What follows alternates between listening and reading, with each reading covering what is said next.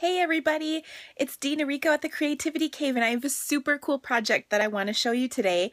It actually came from a beverage container that my upline posted a picture of on Facebook today. She is on the road on a trip and posted this super cute picture of what the little sayings on her beverage container. And I loved the saying, had to make a card, and I think you'll really like what I came up with. It's funny where inspiration can strike from. So anyway, check out my blog post at thecreativitykave.com to see more information and a picture of those beverage containers.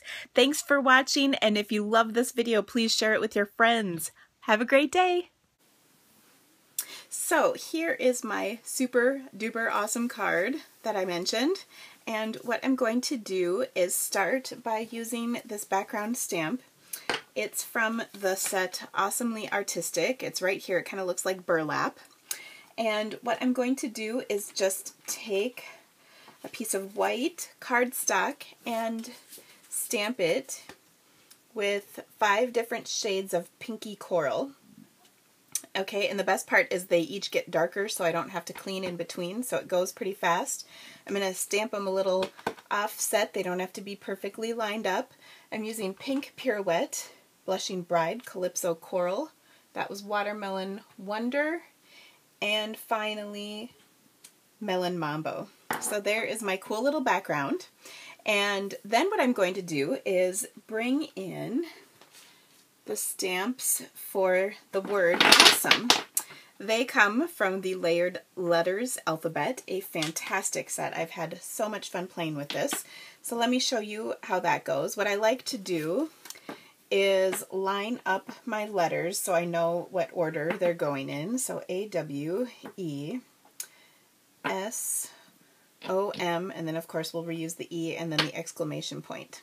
Now, I have this little post-it here because I made a card, and you can see it says "You exude pure awesome," but actually, as you'll see in my blog post, the cup said "You radiate pure awesome." So I wrote it down so I wouldn't forget. So let me show you how to stamp this really quick. It's so easy with the photopolymer letters because you can see through and know exactly where you're going. So I love it. So I'm just going to start way over on the left-hand edge here. A, W, E, we'll even do it right side up, and here you can really play with like if you kind of offset them or whatever you want to do. S, O, M, pull that E back, and I always like to end things with an exclamation point, so there it is. Awesome. All right, now I need to add the "You radiate pure awesome." So I'm just going to take a pen. You could use a marker, but I like this pen I have, except what did I do with it? Here it is. I already pulled it out so I wouldn't have it. This is a Pilot Precise V5RT. I don't know what it is, but it writes cool. Okay, now I love my handwriting. If you hate your handwriting, try the alphabet rotary stamp. You can do the words with that, and it would be adorable. So I'm going to write "You radiate pure awesome."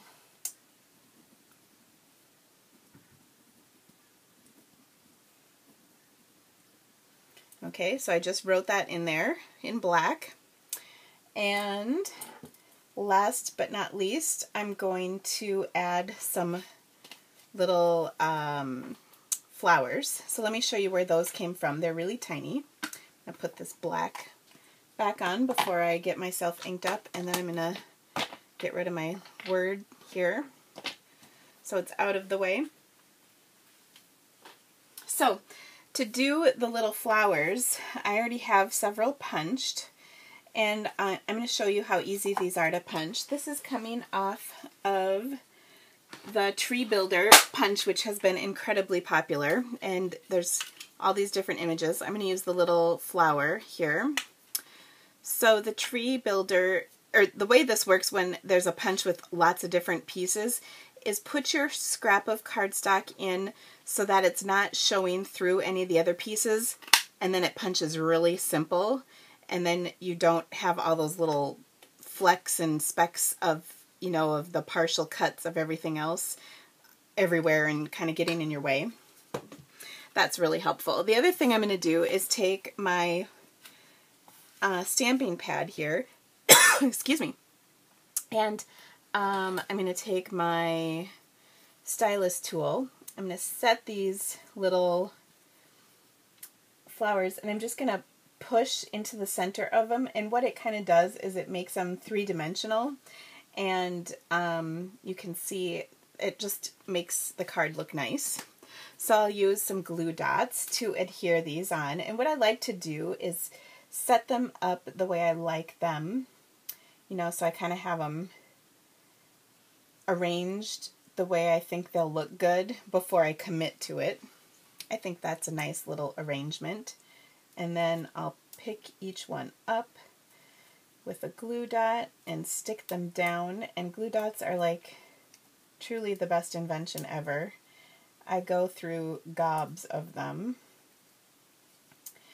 and they just are such a nice way to attach little things, ribbons, embellishments, certainly these little flower punches that I always do. Another little tip is I always rip off what I've used so that I'm not doing this kind of thing and trying to figure out where they are. That works really well. Okay, so I did that, and now I'm just going to take some rhinestones and put those on. Now I have, my friend Deb tells me I have very nimble fingers for tying ribbons and placing rhinestones, and she probably has a point. I just kind of pull them off with my fingernail and stick them down. But if you don't have those nimble fingers, what you can do is take your pair of snips and kind of, what I like to do is sort of push the rhinestone off, and it will take the adhesive with you, and then you can just place it. So let me show you that one more time. So I'm going to just kind of, and I have them separated, just, you can see just a hair.